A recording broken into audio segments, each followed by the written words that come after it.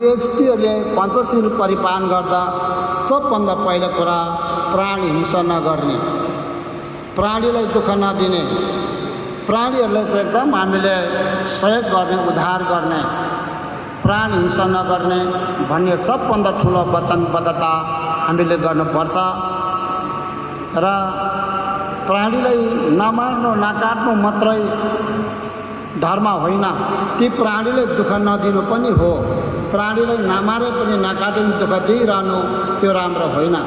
त्यसैले प्राणी भनेको गाईबस्तु जनावर मात्रै होइन, सबै प्राणी मानवदेखि लिएर सबै प्राणीप्रति हिंसा नपुर्याउनु नै सबभन्दा बुद्धको परम धर्म सबभन्दा पहिलो खुड्किलो हो अरे। दोस्रो कुरा आदान सम्पत्तिहरू नलिनु, अरूको आदान सम्पत्ति नलिनु भनेको चोरी नगर्नु, बिना अनुमति अरूको सम्पत्तिलाई हडपेर लिने काम नगर्नु।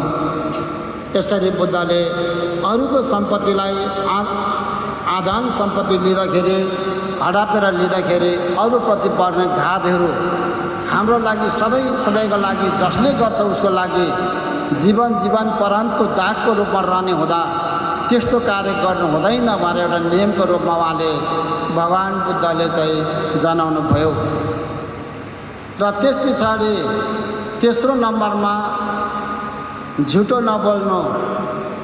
झुटो बोल्यो भने बोलीको सत्य वचन सिद्धिएर, बोलीको सिद्धि सिद्धिएर अरूले पत्याउनु छोड्छ।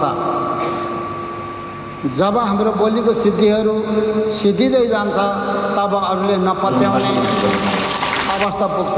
त्यो भनेको फजुल गफ गर्ने, अनावश्यक गफ गर्ने, झुटो बोल्ने, एक आपसमा कुरा लाउने, चुगली लाउने, यो खालको प्रवृत्ति भयो भने त्यसले हामीलाई नराम्रो प्रवृत्तिमा लान्छ अरे। त्यसैले हामीले झुटो बोल्नु हुँदैन।